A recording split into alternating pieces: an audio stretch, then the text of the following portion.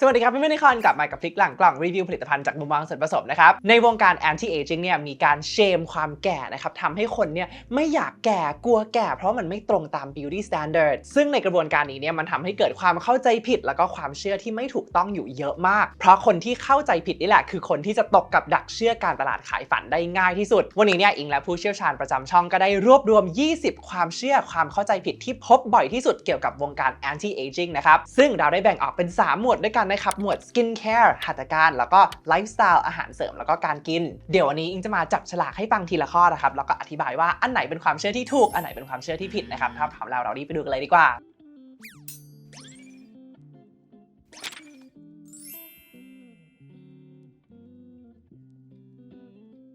มาเริ่มจากหมวด skin care กันก่อนเลยนะครับดื่มน้ำเยอะแล้วจะทำให้ผิวใสไม่มีริ้วรอยได้เองจริงหรือไม่คำตอบคือไม่จริงนะครับคำแนะนำสากลเนี่ยก็คือเราควรจะดื่มน้ำวันละ8แก้วหรือว่าประมาณ2ลิตรนะครับเป็นปริมาณที่กำลังดีสำหรับสุขภาพร่างกายของมนุษย์โดยรวมวิจัยชี้ว่าคนที่ดื่มน้อยกว่านี้เนี่ยมีคุณภาพผิวที่ดีขึ้นเมื่อหันมาดื่มให้ถึงปริมาณนี้แต่ฟังดีๆนะครับมันมีงานวิจัยอีกหลายอันเลยที่พยายามจะหาคำตอบว่าแล้วถ้าเราดื่มน้ำเยอะไปกว่านี้ล่ะผิวจะดียิ่งขึ้นไปอีกหรือเปล่ามีนักวิจัยจากมหาลัยที่เบอร์ลินนะครับเขาก็รวมตัวกันเพื่อรีวิววิจัยทั้งหมดที่เคยทำบนโลกนี้เกี่ยวกับหัวข้อนี้นะครับแล้วก็สรุปออกมาได้แล้วว่าการดื่มน้ำมากไปกว่านี้เนี่ยแทบไม่ได้ส่งผลต่อผิวเลยและณปัจจุบันเนี่ยยังไม่มีข้อมูลที่ชี้ว่าการดื่มน้ำยิ่งเยอะจะมีผลกับริ้วรอยความแห้งสิวรูขุมขนหรือว่าปัญหาผิวอะไรก็ตามเลยนะครับเพราะฉะนั้นดื่มน้ำให้พอแล้วก็ดื่มเมื่อหิวนะครับแต่ว่าจำไว้ว่าเราไม่ใช่อูฐไม่ใช่แท้งน้ำนะครับไม่ต้องสะสมหรือว่าตุนน้ำมันปวดฉี่คำถามต่อไปนะครับการทา petroleum jelly ทำให้หน้าเด้งแบบไร้ริ้วรอยได้จริงหรือ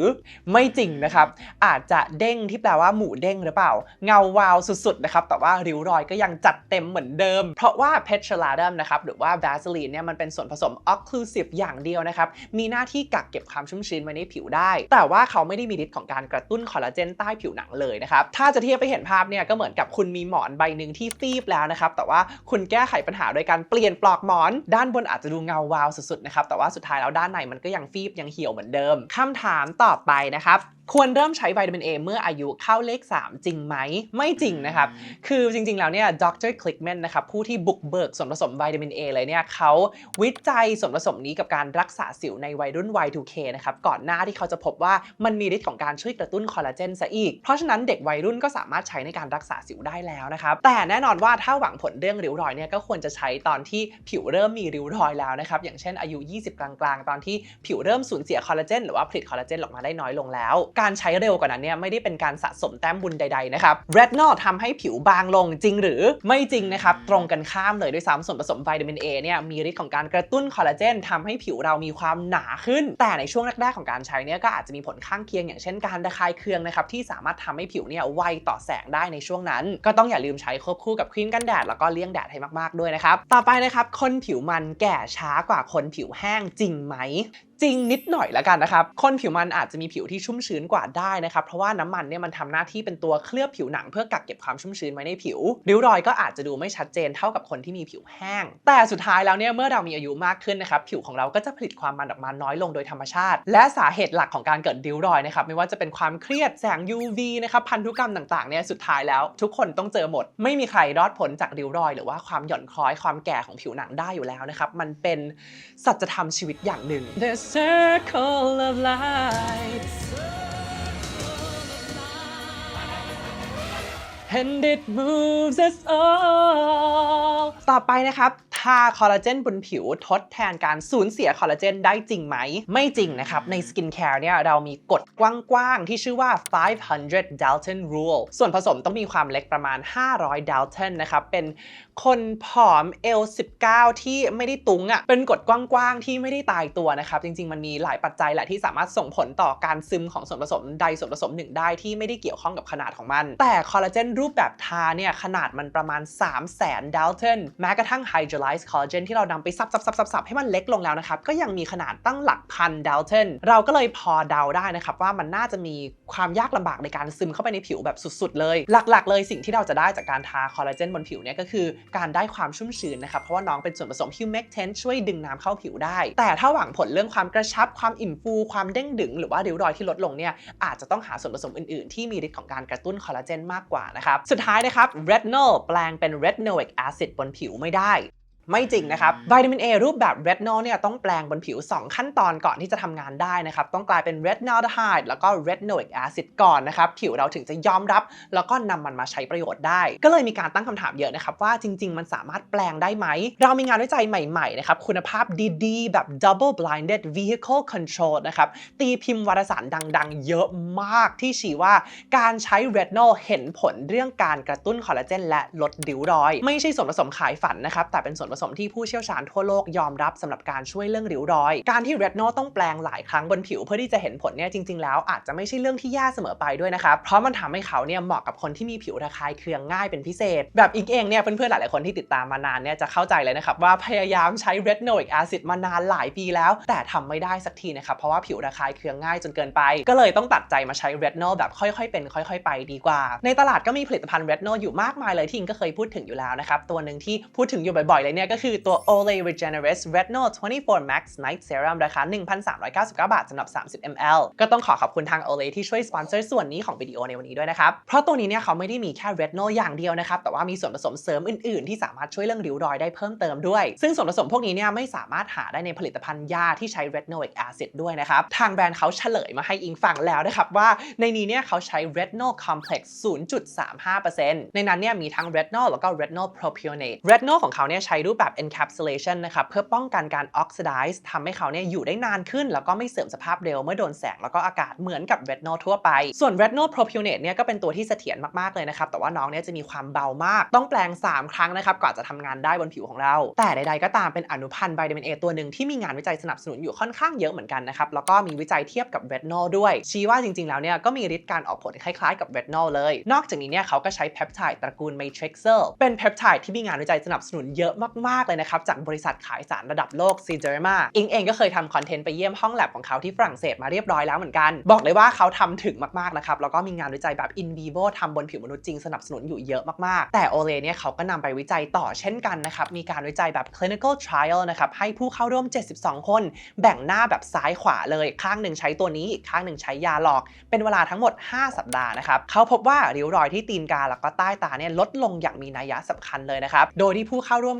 91% เนี่ยชี้ว่าไม่ได้พบการระคายเคืองเป็นตัวเลขที่คิดว่าน่าจะทำให้ใครหลายๆคนที่กลัวการระคายเคืองแล้วก็กลัววิตามิน A เนี่ยน่าจะมีความสบายใจมากขึ้นเนื้อของเขาเนี่ยก็จะเป็นน้ำเหลวๆที่ซึมง่ายแล้วก็ชุ่มชื้นมากเลยนะครับและที่สำคัญคือไม่มีน้ำหอมด้วยเห็นได้จากเครื่องวัดผิว corneal meter ของเราเนี่ยนะครับว่าค่าความชุ่มชื้นผิวเนี่ยเพิ่มขึ้นสูงโดยไม่ทำให้ผิวรู้สึกเหนอะหรือว่าหนักเลยส่วนตัวเองก็เลยคิดว่าเหมาะสำหรับทุกสภาพผิวเลยนะครับมาดูความเข้าใจผิดของการทำหัตถการกันต่อเลยนะครับ Botox ใช้ได้แค่กับคนอายุมากเท่านั้นจริงหรือคำถามนี้ nuanced มากผิดแล้วกันครับจริงๆเนี่ยมันมีดีเบตเยอะมากเลยนะครับว่าคนเราเนี่ยควรเริ่มใช้ Botox กี่โมงมันไม่ได้มีอายุที่ตายตัวนะครับที่บอกว่าถ้าเราถึงปุ๊บเราจะต้องเริ่มทำ Botox ด่วนถ้าคุณอยู่ในช่วงวัย20แล้วรู้สึกว่าเริ่มมีริ้วรอยเนี่ยคุณก็อาจจะเป็นแคนดิเดตที่เหมาะสมสำหรับการทำ Botox ในทางกลับกันถ้าคุณอายุ 40-50 แล้วแต่ว่ารู้สึกว่าไม่ได้มีริ้วรอยที่กังวลใจขนาดนั้นก็อาจจะไม่ต้องทำ Botox ก็ได้นะครับแต่ปฏิเสธไม่ได้ว่าเทรนด์ช่วงนี้เนี่ยคือ preventative Botox นะครับหรือว่าการฉีด Botox เพื่อป้องกันไม่ให้เกิดริ้วรอยในอนาคตโดยคนส่วนใหญ่เนี่ยจะเริ่มฉีดตอนอายุประมาณ20ต้นๆถึง20กลางๆจริงๆมันมีเซอร์เวย์คน Gen Y เลยนะครับพบว่า70%กว่าเนี่ยมองการฉีด Botox ว่าควรฉีดตอนอายุน้อยเพื่อเป็นการป้องกันริ้วรอยตั้งแต่แรกในเชิงทฤษฎีเนี่ยมันก็ควรจะได้ผลนะครับถ้ากล้ามเนื้อขยับน้อยลงโอกาสที่จะมีริ้วรอยจากการขยับกล้ามเนื้อก็น่าจะน้อยลงด้วยแต่ว่าเราก็ยังไม่ได้มีงานวิจัยหรือว่า data เยอะนะครับที่สนับสนุนว่าการทำ preventative Botox มันจะส่งผลในระยะยาวส่วนตัวเองก็เลยมองว่าสามารถทำได้ถ้าเกิดมีงบนะครับแต่ว่าก็ไม่ได้จำเป็นไม่ได้สำคัญเท่ากับการทากันแดดเลี่ยงแดดแล้วก็ปรับเปลี่ยนไลฟ์สไตล์ต่างๆนะครับต่อไปนะครับยิ่งฉีด Botox มากขึ้นจะยิ่งทำให้มันหยุดทำงานจริงไหมก็อาจจะจริงนะครับแต่ว่าก็ไม่ได้เป็นอะไรที่ควรจะกลัวขนาดนั้น Botox เนี่ยอาจจะดื้อได้นะครับขึ้นอยู่กับว่าคุณเลือกตัวที่ซนขนาดไหนไม่ใช่นะครับการดื้อ Botox หรือว่า Botox resistance เนี่ยมันก็อาจจะเกิดขึ้นได้เพราะว่าสุดท้ายแล้วเนี่ย Botox ก็คือสิ่งแปล ลกปลอมอย่างหนึ่งที่เราฉีดเข้าร่างกายมันเป็นท็อกซินนะครับเป็นเอเลี่ยนอย่างหนึ่งที่ร่างกายเราก็จะต้องพยายามจัดการกับมันอยู่แล้วอาจจะมีการผลิตแอนติบอดีออกมาได้นะครับทำให้ครั้งต่อๆไปที่คุณฉีดโบท็อกซ์เนี่ยมันเริ่มไม่ได้ผลแล้วอารมณ์คล้ายๆกับเวลาเราไปฉีดวัคซีนนะครับแล้วก็ร่างกายของเราจะผลิตแอนติบอดีออกมาเพื่อจำมันแล้วก็จัดการกับมันได้แต่จริงๆแล้วเนี่ยโบท็อกซ์เขาไม่ได้ดื้อไม่ได้ซนขนาดนั้นนะครับแค่ 1-3% ของคนที่ฉีดจะเจออาการดื้อแล้วก็มักจะเกิดแค่กับคนที่ฉีดบ่อยมากๆเลยนะครับฉีดแบบอาทิตย์เว้นอาทิตย์หรือว่ายังไม่ถึง 3-4 เดือนก็ฉีดซ้ำแล้วคนที่ฉีดแบบปกติตามคำแนะนำของแพทย์เนี่ยส่วนใหญ่ไม่มีปัญหานะครับแล้วก็นอกจากนี้เดี๋ยวนี้เขาก็มี Botox Generation ใหม่ๆออกมาแล้วนะครับอย่างเช่นของเยอรมันที่ชื่อว่า Xeomin เนี่ยเขาก็เคลมว่ามีโอกาสการดื้อต่ำมากๆ Botox จะทำให้ใบหน้าดูแข็งและไม่มีอารมณ์จริงไหมก็จริงสิคุณนะไม่แข็งเราจะฉีดเพื่อจุดประสงค์ของการฉีด Botox คือการให้กล้ามเนื้อเนี่ยขยับน้อยลงเพราะการที่เราขยับกล้ามเนื้อบ่อยๆนี่แหละเป็นตัวที่ทำให้เกิดริ้วรอยเลยนะครับลองนึกภาพกระดาษที่เราพับบ่อยๆแบบนี้เนี่ยมันก็จะทำให้เกิดริ้วรอยที่เป็นร่องแบบชัดเจนแต่ Botox ก็สามารถฉีดให้ดูเป็นธรรมชาติได้นะครับ Good Botox is the kind you don't notice ทุกอย่างขึ้นอยู่กับปริมาณและวิธีการฉีดหมดเลยนะครับถ้าใช้ในปริมาณที่พอเหมาะนะสิ่งที่จะเกิดขึ้นก็คือเพื่อนของคุณจะทักว่าสวยขึ้นนะไปทำอะไรมาซึ่งคำตอบที่เราจะให้ก็คืออะไรอ๋อช่วงนี้นอนเต็มอิ่มอะแล้วก็กินอาหารแบบคลีนมากขึ้นด้วยดูแลสุขภาพแบบ holistic มากขึ้นอะปลอมมากเพราะฉะนั้นสิ่งที่สำคัญก็คือหาหมอที่ฉีดแบบดูเป็นธรรมชาติและเน้นบอกหมอด้วยว่าอย่าฉีดทับ expression lines เยอะจนเกินไปนะครับไม่งั้นยิ้มแล้วเหมือนยิ้มทิพย์นะครับการใช้หินกวาชาสามารถป้องกันความชราได้จริงหรือ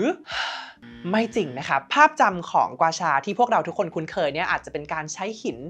ลูบๆนวดหน้าแบบเบาๆกันใช่ไหมครับมีการเคลมว่าการทำสิ่งนี้สามารถทำให้หน้ากระชับกระตุ้นคอลลาเจนให้ผิวดูอิ่มฟูดูเด็กความจริงก็คือนี่เป็นคอนเซปต์ที่นักการตลาดตะวันตกเนี่ยเขาดัดแปลงมาจากยาแผนจีนโบราณมีบันทึกการเริ่มต้นทำสิ่งนี้เมื่อประมาณ 2,000 กว่าปีที่แล้วเลยนะครับใช้รักษาไข้การปวดกล้ามเนื้อการอักเสบการไหลเวียนโลหิตนะครับซึ่งวิธีการทำเนี่ยเขาต้องขูดผิวแรงนะครับแล้วก็ขูดซ้ำๆจนผิวช้ำเป็นสีม่วงเลยถึงจะเห็นผลคือจากนวดผ่อนคลายเนี่ยกลายเป็นนวดเสี่ยงตายนะครับ Healthland ไม่ใช่เป็น Helpland นะครับที่แปลว่าช่วยด้วยทุกวันนี้เนี่ยเราไม่มีหลักฐานทางวิทยาศาสตร์ใดๆเลยนะครับที่ชี้ว่าการถูหินกวาชาแบบเบาๆบนหน้ามันช่วยอะไรได้เลยอย่างมากก็อาจจะช่วยระบายน้ำเหลืองได้บ้างนะครับแล้วก็ทำให้หน้าเนี่ยดูบวมน้ำน้อยลงได้ชั่วคราวถ้าอยากเห็นอะไรมากกว่านั้นเนี่ยอาจจะต้องขูดแบบคุณพี่จีนเมื่อ 2,000 ปีก่อนนะครับซึ่งวันนี้มันก็มีหัตถการอื่นๆที่สามารถทำได้แล้วที่เห็นผลมากกว่าแล้วก็เจ็บตัวน้อยกว่าด้วยนะครับเริ่มใช้เลเซอร์และการรักษาอย่างคลื่นวิทยุ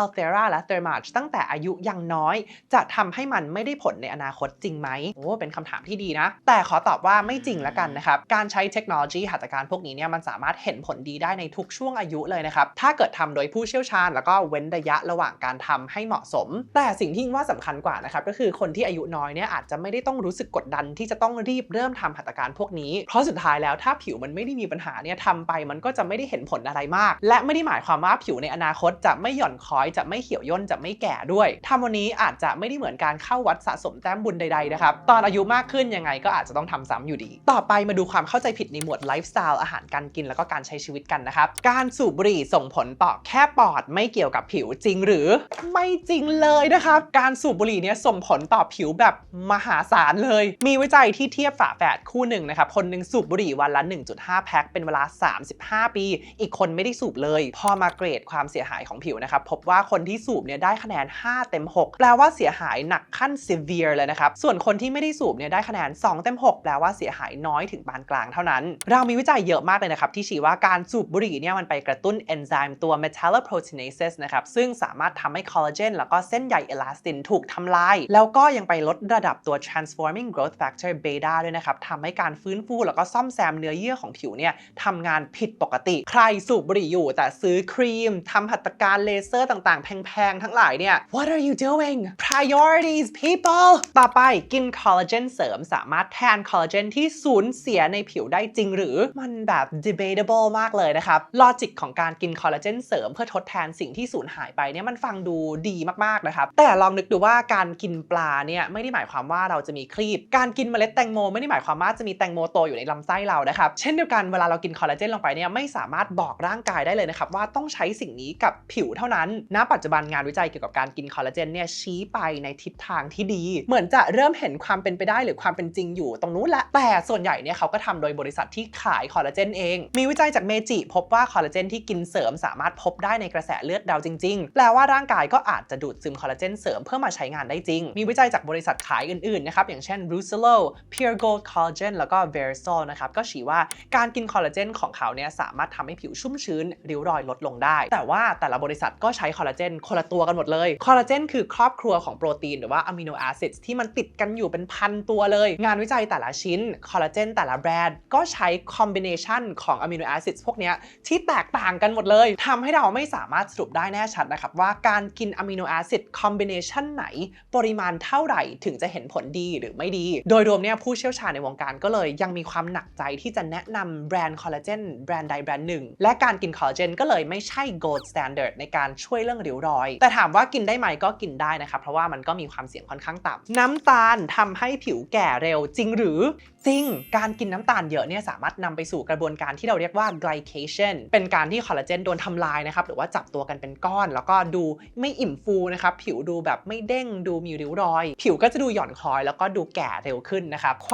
วามเครียดไม่ส่งผลต่อการแก่ของผิวจริงหรอไม่จริงนะครับความเครียดเนี่ยสามารถเพิ่มระดับฮอร์โมนตัวคอร์ติซอลได้นะครับทำให้เกิดการอักเสบได้นะครับแล้วก็ทำให้คอลลาเจนโดนทำลายเพราะฉะนั้นดังที่พระพุทธเจ้าสอนให้เราเนี่ยปล่อยวางเวลาเจอเรื่องเครียดๆเนี่ยให้ถามตัวเองนะครับว่าสิ่งนี้เนี่ยมันคุ้มที่จะต้องมาผิวเหี่ยวเพื่อเรื่องนี้หรือเปล่าถ้าไม่ก็ปล่อยไปนะครับ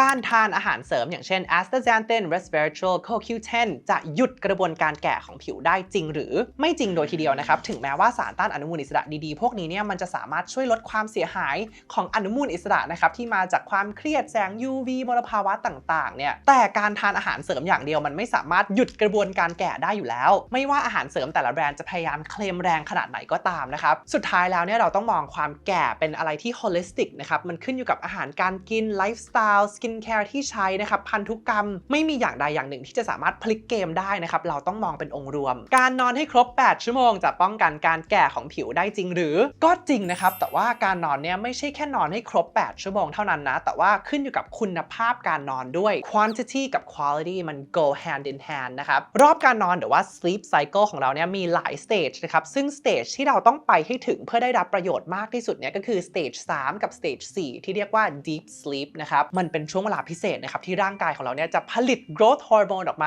าสามารถกระตุ้นคอลลาเจนนะครับซ่อมแซมเซลล์ที่เสียหายระหว่างวันจากแสง UV มลภาวะความเครียดต่างๆรักษาแผลแล้วก็รักษาสุขภาพผิวโดยรวมได้การหลับให้ได้ deep sleep เยอะๆเนี่ยทำยังไงได้บ้างอย่างแรกเลยนะครับอุณหภูมิห้องต้องต่ำเลี่ยงคาเฟอีนตอนบ่ายๆนะครับออกกำลังอย่างน้อยวันละ30นาทีแต่ว่าอย่าออกช่วงก่อนนอนหรือว่าอาจจะทานอาหารเสริมอื่นๆช่วยนะครับอย่างเช่นแมกนีเซียมไกลซิเนตหรือว่าแมกนีเซียมแอลทริโอเนตนะครับหรือว่าเมลาโทนิน 30-60 นาทีก่อนนอนสุดท้ายนะครับการงดคาร์โบไฮเดรตทั้งหมดจะทำให้ผิวดูอ่อนเยาว์จริงหรือไม่เสมอไปครับก่อนอื่นต้องแยกคำว่า carbohydrate ออกเป็น refined carbohydrates กับ complex carbohydrates ก่อนนะครับ refined carbohydrates นะครับพวกข้าวขาวขนมปังขาวขนมหวานต่างๆพวกนี้เนี่ยจะทำจากโมเลกุลน้ำตาลเดี่ยวๆนะครับอย่างเช่น fructose หรือว่า glucose ตัวพวกนี้เนี่ยร่างกายของเราย่อยได้เร็วมากเลยนะครับมันก็จะทำให้ค่าน้ำตาลในเลือดของเราพุ่งขึ้นแบบเร็วมากนะครับหรือว่าที่เราเรียกว่า insulin spike อาหารพวกนี้เนี่ยเราถึงเรียกว่ามีค่า glycemic index หรือว่า GI ที่สูงเป็นค่าที่เราใช้วัดว่าอาหารแต่ละชนิดเนี่ยมันทำให้ค่าน้ำตาลในเลือดเราพุ่งสูงได้เร็วขนาดไหนอาหารที่มีค่า GI สูงเนี่ยมันจะเสี่ยงทำให้เกิดสิ่งที่เรียกว่า advanced glycation end products เป็นตัวที่ทำให้คอลลาเจนเราจับตัวกันเป็นก้อนๆนะครับทำให้ผิวดูแข็งไม่อิ่มฟูไม่เด้งดึงแล้วก็ริ้วรอยดูชัดยิ่งขึ้นแต่ว่า carbohydrates อีกกลุ่มหนึ่งเนี่ยเราเรียกว่า complex carbohydrates นะครับมาจากพวกผักผลไม้ต่างๆพวกนี้เนี่ยเขาก็มีโมเลกุลน้ำตาลเดี่ยวเหมือนกันเลยนั่นแหละแต่ว่าความแตกต่างก็คือเขามีไฟเบอร์ด้วยตัวนี้เป็นฮีโร่เลยนะครับที่จะทำให้ร่างกายของเราเนี่ยดูดซึมพวกน้ำตาลพวกนี้แบบช้าลงพูดง่ายๆว่าอาหาร GI ต่ำพวกนี้เนี่ยจะไม่ทำให้เกิด insulin spike ได้เร็วเท่าและอย่าลืมว่าผักผลไม้ต่างๆเนี่ยมีวิตามินมีแร่ธาตุมีสารอาหารต่างๆที่สำคัญมากๆต่อสุขภาพผิวโดยรวมเพราะฉะนั้นเหมารวมไม่ได้นะครับว่าการกินคาร์โบไฮเดรตการกินน้ำตาลเนี่ยเป็นสิ่งที่ไม่ดีเสมอไปแต่ทั้งนี้ทั้งนั้นก็ขอเตือนไว้เหมือนกันนะครับว่าผลไม้บางชนิดอย่างเช่นแตงโมที่มีไฟเบอร์น้อยหรือว่าผักต่างๆที่ผ่านกระบวนการความร้อนนะครับแบบเอาไปต้มเนี่ย มันก็อาจจะมีค่า GI index ที่สูงได้เหมือนกันก็ต้องลองสังเกตกันดีๆด้วยนะครับเอาละครับและนี่คือความเข้าใจผิดทั้งหมดที่เราได้รวบรวมมาให้คุณในวันนี้เกี่ยวกับเรื่องการชะลอวัยแล้วก็ศาสตร์ของ anti aging นะครับถ้าเพื่อนๆทุกคนยังมีคำถามอะไรเพิ่มเติมสามารถสอบถามมาได้ด้านล่างเลยนะครับเดี๋ยวอิงแล้วก็ทีมงานผู้เชี่ยวชาญทุกคนจะมาช่วยกันตอบนะครับถ้าวิดีโอนี้เป็นประโยชน์สำหรับทุกคนเนี่ยก็อย่าลืมกด like subscribe แล้วก็แชร์ให้อิงแล้วก็ให้ YouTube รู้ด้วยนะครับสำหรับวันนี้ก็ขอบคุณมากๆที่ให้อิงเนี่ยได้เข้ามาเป็นส่วนหนึ่งในชีวิตของเพื่อนๆทุกคนนะครับแล้วไว้เราเจอกันใหม่นะครับบ๊ายบาย